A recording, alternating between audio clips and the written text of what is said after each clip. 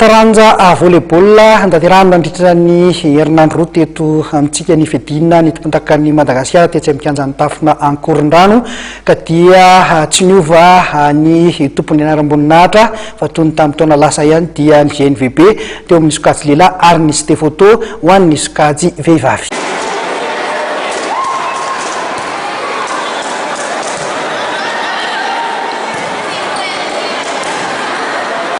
Voaja ny lojika tamin'ny fedinan'ny tompondakan'ny Madagasikara taranja volleyball izay ny farana ny asabotsy teo tetsy amin'ny kianja amin'ny tafona Ankorondrano.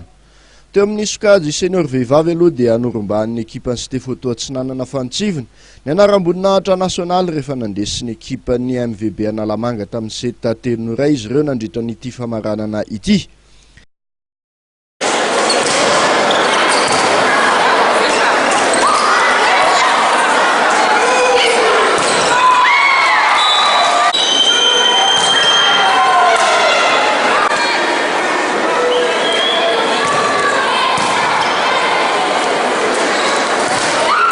Ny ekipan'ny MVB nefa nahazo ny seta voalohany tamin'ny isa 5-20 no 7-20. Taorin'izay dia nampiseho ny tanjany sy ny fahaiza-manao ny ekipan'ny Stefoto ka nandrombaka ny seta 3-0.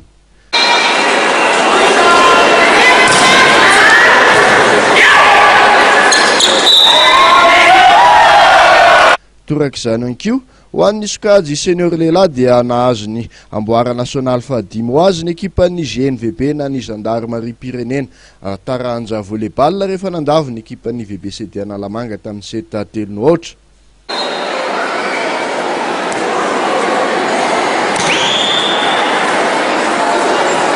Akoatra ireto sokajy zokony reto moa dia antotosa tamin'io andro sabotsy ihany koa ny famaranana ho an'ny sokajy U16 U20 zazalahy sy zazavavy. Toy izao vokatra tamin'izany. Teo amin'ny U16 zazavavy aloha dia resin'ny ekipan'ny Azia tamin'ny seta 2-0 ny ekipan'ny EVBI. Nanarak'izay dia resin'ny GNVB tamin'ny seta 2-0 ihany koa ny ekipan'ny CVB farafangana ho an'ny sokajy U16 zazalahy. Ho an'ny sokajy U20 zazavavy dia resin'ny 3F ANS tamin'ny seta 3-0 ny ekipan'ny VBCD ary farany ho an'ny U20 zazalahy dia resin'ny Azia tamin'ny seta 3-0 ny ekipan'ny Pan avy any Toliara.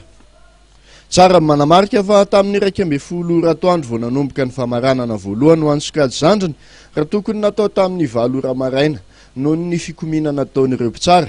Laza mantsy reto farany fa tsy mbola nandray ny tambo-karamana tamin'ity fifaninana nasionaly ity. Ny ravina ihany anefa izany disadisa izany taorian'ny fifampiresahana teo amin'izy ireo sy ny mpitantana ny federasiona.